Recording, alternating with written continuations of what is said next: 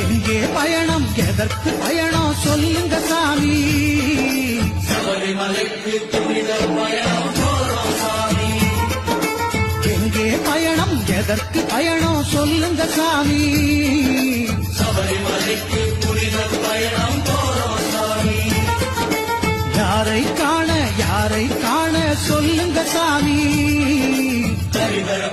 கார்த்திகை மாச கன்னிசாமி வா சாமி. கன்னிச்சாமி புதுசாமல ஏறும் நாளப்பா, கருப்பு சட்டை போட்ட ஆத்திகன் நானப்பா, பண்டாள தேசம் ஆளும் ராசாவோட புத்திரனே, வண்டாடும் சென்றாடும் அண்ணமலை வாசனமா.